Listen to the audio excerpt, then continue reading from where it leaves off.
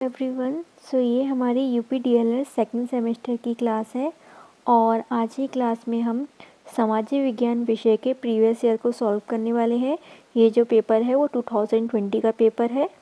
इसमें 15 पश्चिमी प्रश्न पूछे जाते हैं। उसके अलावा 15 अति लघु उत्तरीय प्रश्न पूछे जाते हैं जिसका मार्क्स 1 नंबर का होता है और उसके अलावा 10 लघु उत्तरीय प्रश्न पूछे जाते हैं जो 2 मार्क्स के होते हैं। तो आपको मैं अति लघु और लघु उत्तरीय प्रश्न अपने नोट्स के थ्रू कराने वाली हूँ जो मैंने आपके लिए प्रिपेयर किए हैं खुद से। और उसके अलावा जो ऑप्शनल क्वेश्चन है वो हम यहीं से टिक कर लेते हैं। तो चलिए पहला अपना ऑप्शनल क्वेश्चन देखते हैं। तराइन का प्रथम युद्ध हुआ। तराइन का प्रथम युद्ध कब हुआ था? 1991 में, 1997 में, 1992 में या 1994 में? तो तराइन का प्रथम युद्ध 1991 ईस्वी में हुआ था। गुलाम वंश का प्रथम सुल्तान था इल्तुतमिश, बलबन, कुतुबुद्दीन ऐबक या फिर रज़िया सुल्तान? तो गुलाम वंश का जो प्रथम सुल्तान था उसका नाम था कुतुबुद्दीन ऐबक। विश्व की सबसे लंबी नदी है राइन, मिसिसिपी, नील या फिर हांगहो? तो विश्व की सबसे लंबी नदी का नाम है नील नदी। सक्रिय ज्वालामुखी का उदाहरण है पोपा, वेसुवियस, फ्यूजियामा या फिर स्ट्रोम्बोली? तो स्ट्रोम्बोली एक सक्रिय ज्वालामुखी है। सक्रिय ज्वालामुखी वो ज्वालामुखी होती है जिनमें समय समय पर उद्गार होता रहता है। समानता का अधिनियम किस अनुच्छेद के अंदर है? तो सबसे पहले समानता का ये अनुच्छेद आता है वो 14 से लेके 18 तक है। ये वाला ऑप्शन सही होगा। अजमेर में किस सूफी संत की दरगाह है? ख्वाजा निजामुद्दीन औलिया, ख्वाजा मुइनुद्दीन चिश्ती, कुतुबुद्दीन बख्तियार काकी या फिर ख्वाजा सलीम चिश्ती? अजमेर में ख्वाजा मुइनुद्दीन चिश्ती की दरगाह स्थित है। नेक्स्ट क्वेश्चन है बैंक ड्राफ्ट है साख मुद्रा, वास्तविक ऊर्जा, प्रतिनिधि पत्र मुद्रा या फिर परिवर्तनशील पत्र मुद्रा? तो बैंक ड्राफ्ट एक साख मुद्रा है। महमूद गजनवी ने सोम मंदिर पर कब आक्रमण किया था? तो उसने जो सोम मंदिर पर आक्रमण किया था वो उसका 16वां आक्रमण था और ये बहुत प्रसिद्ध आक्रमण है उसका, क्योंकि उसने यहाँ जब आक्रमण किया था तो यहाँ से बहुत सारी धन संपत्ति लूट कर वापस चला गया था और सोम मंदिर को उसने एकदम नष्ट कर दिया था। तो ये उसने 1025 ईस्वी से लेकर 26 ईस्वी के बीच में किया था। तो दा वाला ऑप्शन का ठीक होगा। ग्रैंड ट्रंक रोड का निर्माण किसने कराया था? अकबर, शेरशाह सूरी, शेख अफगान या फिर नादिर शाह? तो ग्रैंड ट्रंक रोड का निर्माण शेरशाह सूरी ने। भारत का नेपोलियन किसे कहा जाता है? चंद्रगुप्त मौर्य, समुद्रगुप्त, अशोक महान या फिर चंद्रगुप्त द्वितीय, विक्रमादित्य? तो भारत का नेपोलियन समुद्रगुप्त को कहा जाता है। वायुमंडल में सबसे अधिक किस गैस का प्रतिशत है? कार्बन, ऑक्सीजन, नाइट्रोजन या फिर हाइड्रोजन? तो सबसे अधिक प्रतिशत है नाइट्रोजन का 98%। निम्नलिखित में से कौन रूपांतरित चट्टानों का उदाहरण नहीं है? नहीं वाला आपको बताना है। संगमरमर, स्लेट, क्वार्टरजाइट या फिर ग्रेनाइट? तो इसमें से कौन सी नहीं है? तो ग्रेनाइट नहीं है। ठीक है, ये रूपांतरित चट्टान नहीं होती, ये आग्नेय चट्टानें होती हैं। इनका निर्माण ज्वालामुखी के लावा द्वारा होता है। मोहम्मद बिन तुगलक अपनी राजधानी दिल्ली से ले गया, तो दिल्ली से उन्हें कहाँ स्थानांतरित कर दी थी अपनी राजधानी? ये पूछ रहे हैं। दौलताबाद में, कन्नौज में, कालीजर में या फिर लाहौर में? तो कहाँ पे कर दी थी? दौलताबाद में। अश्व अक्षांश से संबंधित है 30 डिग्री, 60 डिग्री, 45 डिग्री या फिर 90 डिग्री? तो ये है 30 डिग्री से। गल्फ स्ट्रीम है खाड़ी की में एक नदी, महासागरीय धारा, जेट स्ट्रीम का दूसरा नाम या फिर ध्रुवीय धारा? तो गल्फ स्ट्रीम महासागरीय धारा है, तो उसका वी वाला आंसर एकदम करेक्ट होगा। तो यहाँ पे हमारे 15 ऑप्शनल क्वेश्चन कंप्लीट होते हैं। अब हम अति लघु उत्तरीय प्रश्नों के उत्तर देखते हैं। तो पहला अति लघु उत्तरीय प्रश्न है मौर्य साम्राज्य का अंतिम शासक कौन था? तो मौर्य साम्राज्य का प्रथम शासक तो चंद्रगुप्त मौर्य था जिसने मौर्य साम्राज्य की स्थापना की थी, लेकिन जो उसका अंतिम शासक था वो था वृद्धस्थ। तो मौर्य वंश का या फिर साम्राज्य का अंतिम शासक वृद्धस्थ था। दशावतार मंदिर कहाँ स्थित है? तो दशावतार मंदिर उत्तर प्रदेश के ललितपुर जिले के देवगढ़ में स्थित है। कहाँ है? उत्तर प्रदेश के ललितपुर जिले के देवगढ़ में। तुगलक वंश का संस्थापक कौन था? तो तुगलक वंश का संस्थापक गयासुद्दीन तुगलक था। कबीर का जन्म कब और कहाँ हुआ था? ये नहीं, केवल आपसे कहाँ वाला पूछा है। तो 16वीं या 15वीं शताब्दी के मध्य में काशी, जिसे हम वर्तमान में वाराणसी कहते हैं, वहाँ पे कंवर जी का या फिर कबीरदास जी का जन्म हुआ था। चट्टानें कितनी प्रकार की होती हैं? तो चट्टानें मुख्यतः 3 प्रकार की होती हैं, आग्नेय चट्टानें, अपसारी चट्टानें और रूपांतरित चट्टानें। नेक्स्ट क्वेश्चन है, राष्ट्रीय उपभोक्ता दिवस कब मनाया जाता है? तो राष्ट्रीय उपभोक्ता दिवस 24 दिसंबर को मनाया जाता है, क्योंकि इसी दिन 1986 ईस्वी में उपभोक्ता संरक्षण अधिनियम पारित हुआ था। उपभोक्ता संरक्षण अधिनियम जो भी उसके ग्राहक होते हैं उसके अधिकारों की सुरक्षा करता है। कोई भी स्थिति हो जहाँ पे कोई विवाद वगैरह हो जाता है तो वहाँ पे तुरंत ही उनको न्याय दिलाने का कार्य भी करता है। नेक्स्ट क्वेश्चन है, हरित क्रांति किससे संबंधित है? तो हरित क्रांति का संबंध कृषि के उत्पादन में वृद्धि करने से है। सन 1960 ईस्वी में भारतीय कृषि में सुधार करने के लिए हरित क्रांति का प्रारंभ किया गया था। हरित क्रांति का मुख्य उद्देश्य खाद्य उत्पादों में वृद्धि करना है, जिससे देश की आर्थिक स्थिरता प्राप्त हो। तो हरित क्रांति का संबंध किससे है? कृषि के उत्पादों में वृद्धि करने से। ज्वार-भाटा कब आता है? तो चंद्रमा और सूर्य के आकर्षण बल के कारण सागर तल के ऊपर उठने और नीचे गिरने को ही हम ज्वार-भाटा कहते हैं। तो कब आता है? चंद्रमा और सूर्य के आकर्षण बल के कारण। समुद्री लहरों का ऊपर उठ के आगे बढ़ने को हम क्या कहते हैं? ज्वार कहते हैं। और लहरों का नीचे गिरकर पीछे हटने को हम भाटा कहते हैं। तो ज्वार-भाटा की क्रिया चंद्रमा और सूर्य के आकर्षण बल के कारण होती है। नेक्स्ट क्वेश्चन है, जीव मंडल की परिभाषा दीजिए। पृथ्वी का वह समस्त भाग जिस पर जीव जंतु पौधे सूक्ष्म जीव आदि का जीवन संभव है वही जीव मंडल है। जहाँ पे जीवन है वही जीव मंडल है। नेक्स्ट क्वेश्चन है, सेल कितने प्रकार की होती हैं? तो सेल 3 प्रकार की होती हैं। पहली है आग्नेय चट्टान, उसके उदाहरण है ग्रेनाइट, बेसाल्ट आदि। अपसारी चट्टानें, इसमें नमक, चूना पत्थर आदि। रूपांतरित चट्टानें, संगमरमर और क्वार्टरचक आदि। नेक्स्ट क्वेश्चन है, सूर्य ग्रहण क्या है? जब पृथ्वी और सूर्य के मध्य चंद्रमा आ जाता है तो जो सूर्य का प्रकाश होता है वो पृथ्वी की सतह तक नहीं पहुंच पाता, जिस कारण सूर्य ग्रहण की घटना होती है। और ये घटना अमावस्या को होती है और इसका टाइम क्या होता है? दिन के समय, मतलब दिन के समय होती है। और इसको हम अपनी नंगी आंखों से नहीं देख सकते। अगर हम उनको नंगी आंखों से देखेंगे बिना किसी प्रोटेक्शन के तो हमारी आंखों को नुकसान हो सकता है। तो हमें धूप का चश्मा लगा के इसको देखना चाहिए। विजयनगर साम्राज्य का संक्षिप्त वर्णन कीजिए। विजयनगर साम्राज्य दक्षिण भारत का एक शक्तिशाली साम्राज्य था। इसकी स्थापना 2 भाइयों ने, जिसका नाम था राजकुमार हरियर और बुक्का ने 1336 ईस्वी में की थी। तो विजयनगर साम्राज्य दक्षिण भारत का एक प्रसिद्ध और शक्तिशाली साम्राज्य था। इसकी स्थापना किसने की थी? 2 भाइयों ने की थी, राजकुमार हरियर और बुक्का ने। कब? 1336 ईस्वी में। नागरिकता किस अनुच्छेद से संबंधित है? भारतीय संविधान में नागरिकता के संबंधित प्रावधान अनुच्छेद 5 से लेके 10 तक है। इसमें नागरिकता के प्रकार, विशेषता और इससे प्राप्त करने के नियमों का वर्णन है। भारतीय संविधान में एकल नागरिकता का प्रावधान है। इसका मतलब ये है कि अगर आप किसी और देश की नागरिकता को स्वीकार करते हैं तो आपकी भारत की नागरिकता और अपने आप ही खत्म हो जाएगी। और ये किस अनुच्छेद से संबंधित है? 5 से लेकर 11 तक नागरिकता के विषय में अनुच्छेद है।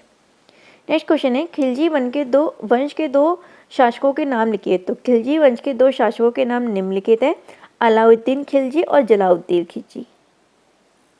स्थायी पवन किसे कहते हैं? स्थायी पवन केवल एक ही दिशा में चलती हैं। पृथ्वी की घूर्णन गति के कारण ये पवनें उत्पन्न होती हैं, उच्च दाब से निम्न दाब की ओर गति करती हैं। तो स्थायी पवनें केवल एक दिशा में चलती हैं, पृथ्वी की जो घूर्णन गति होती है उसके द्वारा उत्पन्न होती हैं और उच्च दाब से निम्न दाब की ओर ये लोग गति करती हैं। अब यहाँ से हमारे लघु उत्तरीय प्रश्न शुरू होते हैं। पहला लघु उत्तरीय प्रश्न है, आग्नेय शैल की विशेषताएं बताइए। तो हेडिंग डालेंगे आग्नेय शैल। आग्नेय शैल का निर्माण ज्वालामुखी से निकलने वाले मैग्मा का पृथ्वी की सतह पर ऊपर या अंदर ठंडा होकर जमने से होता है। जो शैलें बनती हैं वो इस प्रकार बनती है मैग्मा के कारण। और इसका उदाहरण है बेसाल्ट और ग्रेनाइट। आग्नेय चट्टान की विशेषताएं, पहली है इन शैलों का निर्माण ज्वालामुखी से निकलने वाले गर्म व तत्व मैग्मा के ठंडे होने से होता है। ठीक है, ये तो हमने अभी पहला ही पॉइंट पढ़ा था।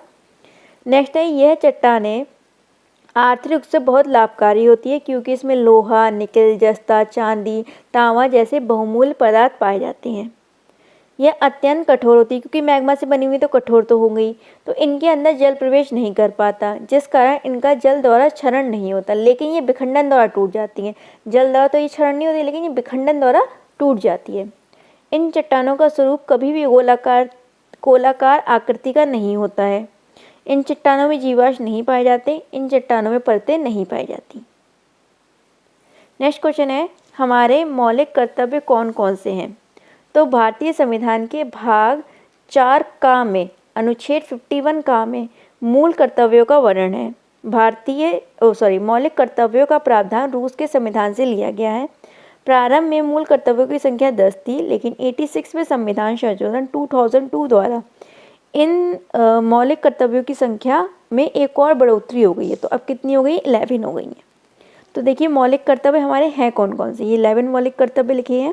पहला है, हमें संविधान का पालन करना है, राष्ट्रगान और राष्ट्रध्वज का सम्मान करना है, राष्ट्रीय आंदोलन के आदर्शों का सम्मान करना है, भारत की एकता और अखंडता में विश्वास रखना है, देश की रक्षा के लिए आह्वान किए जाने पर तैयार रहना है। मतलब कि कभी कोई आपत्ति का टाइम आ जाए तो अगर आपको उसकी रक्षा करने के लिए बुलाया जाए तो आपको तुरंत उसके लिए चले जाना है।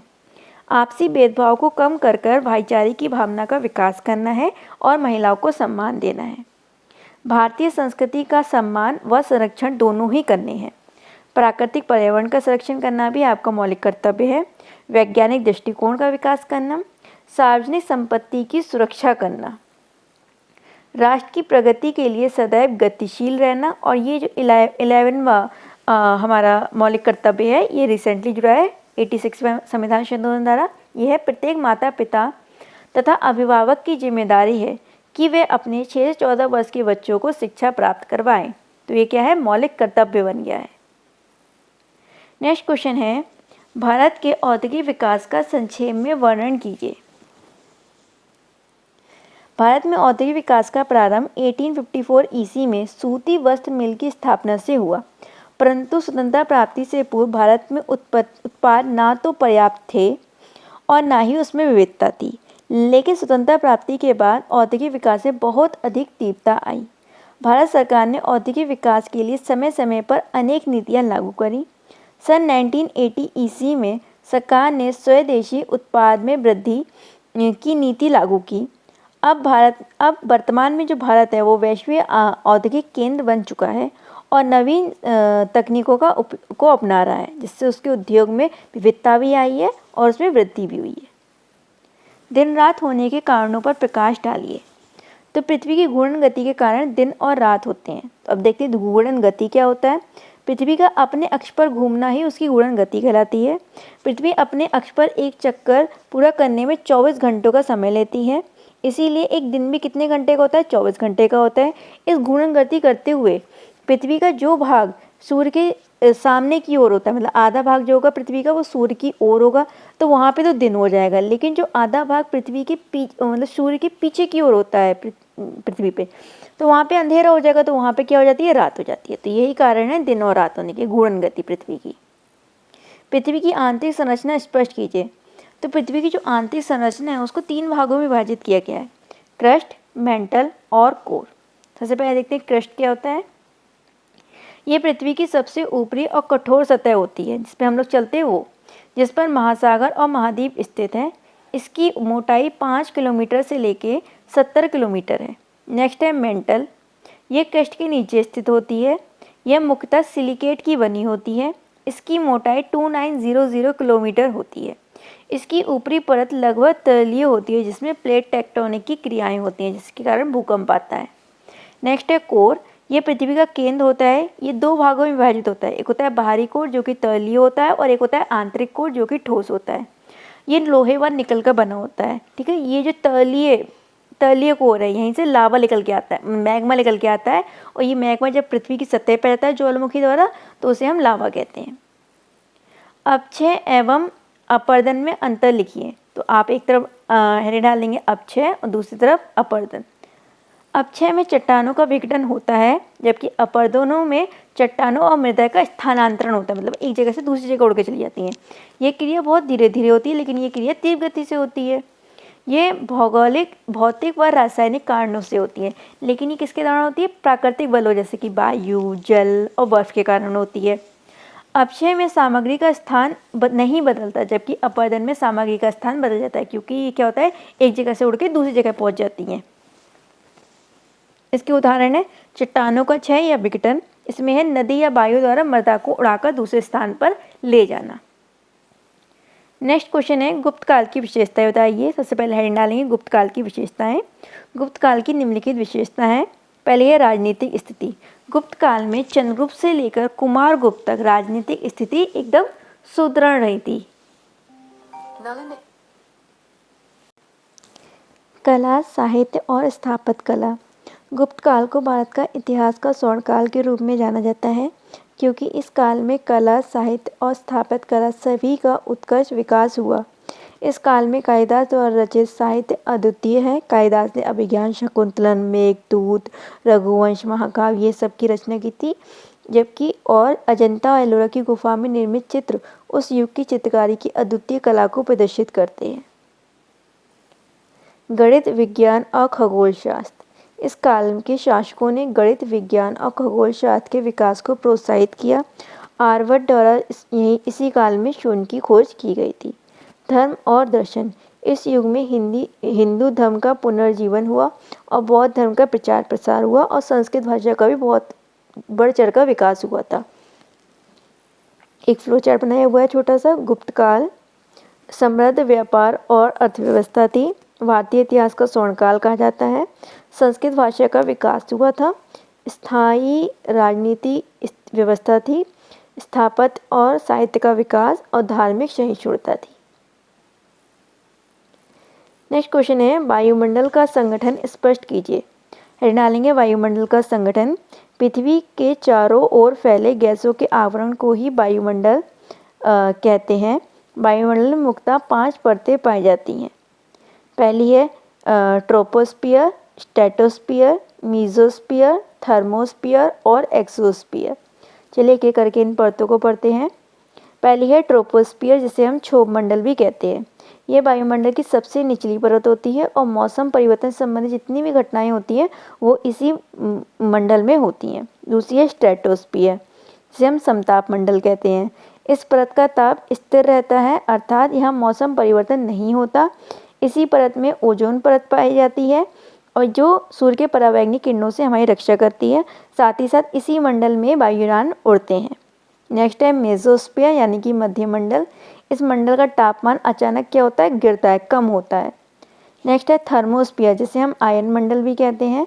इस मंडल का तापमान अचानक बढ़ता है। इसमें मुक्त इलेक्ट्रॉन और आयन होते हैं। जो रेडियो की तरंगें होती हैं वो इसी मंडल से परावर्तित होकर दोबारा पृथ्वी पर पहुँचती हैं। लास्ट है एक्सोस्फियर, जिसे हम वहीमंडल भी कहते हैं हिंदी में।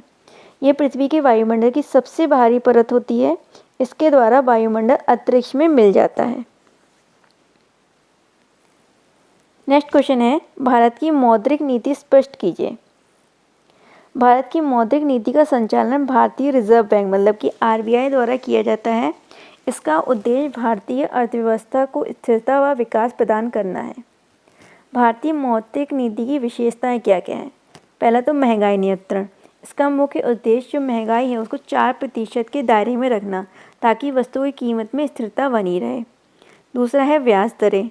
आरबीआई न्याय संगत ब्याज दरों का निर्धारण करता है, जिसका पालन कर अन्य सभी जो बैंक होते हैं वो ब्याज देते हैं। विकासात्मक नीतियाँ। मौद्रिक नीति का उद्देश्य आर्थिक विकास को बढ़ावा देना है, जिससे निवेश और रोजगार के अवसर में बढ़ोतरी हो। तो मौद्रिक नीति की विशेषताएं क्या क्या है? तो महंगाई को कंट्रोल में रखना है, ब्याज की दरों का निर्धारण करना है और विकासात्मक नीतियों को बढ़ावा देना है, जिससे रोजगार व निवेश दोनों के अवसर बढ़े। आज की वीडियो का हमारा लास्ट क्वेश्चन है मंगोल आक्रमण और उसके प्रभावों को स्पष्ट कीजिए। सबसे पहले हम हेडिंग डालेंगे मंगोल आक्रमण। 13वीं और 14वीं शताब्दी में मंगोलों ने भारत पर बहुत से आक्रमण किए। चंगेज खां और उसके उत्तराधिकारियों ने उत्तरी भारत पर विजय प्राप्त कर ली, जिससे भारत की राजनीतिक राजनीति में अस्थिरता और संघर्ष उत्पन्न हो गए। मंगोलों के अन्य राजधानी को लूटा और शहरों को नष्ट किया। तो क्या हुआ, इसका जो लीडर कौन था मंगोलों का, चंगेज़ खां, और उसके उत्तराधिकारी उत्तरी भारत में बार बार आते और वहाँ पे आक्रमण कर वहाँ पे लूटते पाट करते, वहाँ पे राज करते। मंगोल आक्रमण के क्या क्या प्रभाव पड़े। मंगोल आक्रमण ने दिल्ली सल्तनत को गंभीर रूप से प्रभावित किया। मंगोलों की उपस्थिति ने दिल्ली सल्तनत की उत्तरी पश्चिमी सीमा पर एक निरंतर खतरा बना रहा। मंगोलों ने अन्य विदेशी आक्रमणकारी जैसे कि तुर्क आदि के लिए आक्रमण मार्ग प्रशस्त कर दिए। भारत का राजनीतिक विभाजन हुआ, साम्राज्यों का पतन हुआ और धन की बहुत ज़्यादा हानि हुई क्योंकि ये लोग बहुत ज़्यादा लूटपाट करते थे। तो यहाँ पे हमारा ये पेपर कंप्लीट होता है। आई होप आपको अच्छे से समझ में आया होगा। जल्दी से अच्छी पढ़ाई करिए। Bye and have a good day.